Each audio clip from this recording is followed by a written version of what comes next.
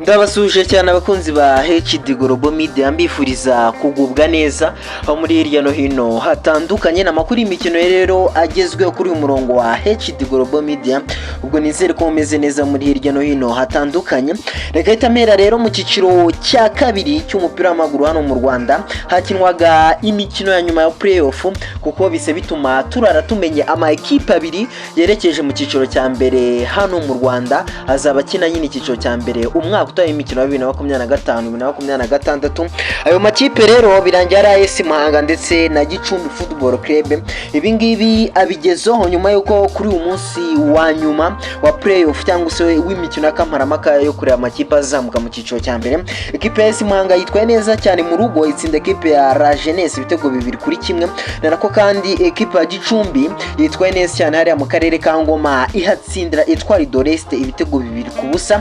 Bise bituma rero urutonde Gicumbi yegukanye igikombe ifite amanota 12, mu gihe kandi equipe ya AS Muhanga nayo yaje ku mwanya wa kabiri ifite amanota 10, mu gihe Etoile de l'Est isoje ku mwanya wa gatatu n'amanota 6, hanyuma La Jeunesse isoza ku mwanya wa kane nawo wa nyuma n'amanota 5. Nuko byari imeze na makipe ane yahatanye hakinwa imikino ibanza niyo kwishyura, bivuze ko buri equipe yakiniye imikino 6 y'amanota 18.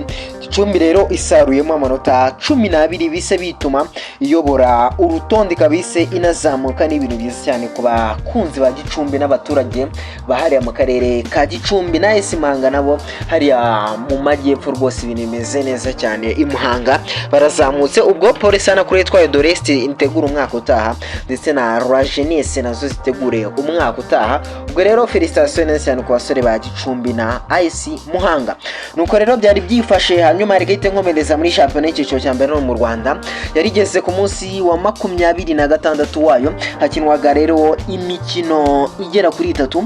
Iyi mikino yatangiye ni ku isaha y'isa 9 Gasogi United kuri Kigali Pere yahatsinze equipe ya Mukura igitego 1-0, bituma Gasogi nyine igomeza kwitwara neza cyane.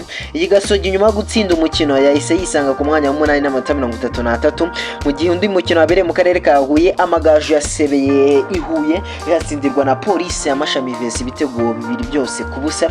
Ni ibitego byatsinzwe n'umurundi Musanga Henry ndetse n'umunyarwanda Mugisha Didier bakunda kwita Taichi, yatsinze igitego ku makosa y'abamyugariro b'Amagaju.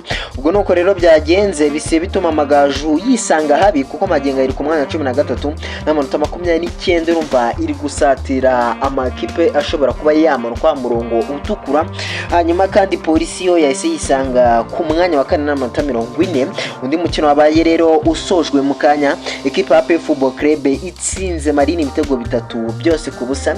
Ibitego by'umusajya Denis Omedi watsinzemo ibitego 2 ndetse n'umunya Burkina Faso Djibril Chewatara watsinzemo ikindi gitego 1. Bise bituma rero AP icakira umwanya wa mbere, kuko Magenga yangaya iri ku mwanya wa 55, mu gihe Rayon Sport itarakina yo iri ku mwanya wa 53 izakina ku munsi w'ejo.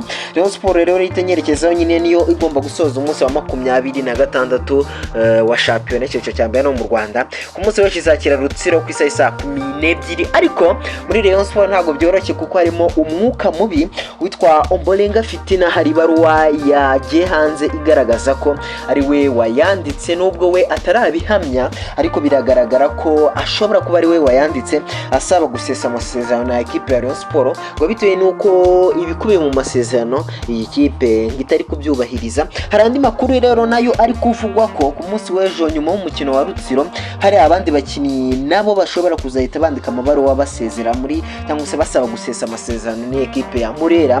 Bari mu bitwa Bugingo Hakimu, hakaza Sayimana Aimable ndetse n'umusore witwa Iragwa Haji, utibagiwe kandi na Captain Muhire Kevin.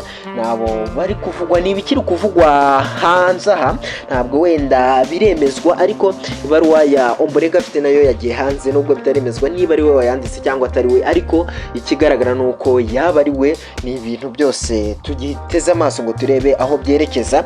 Ubwo rero abakunzi ba HD Global Media reka mbashimire cyane, nitwa Rukundo Rukuji, mugomeze mubane natwe kuri uyu murongo wa YouTube.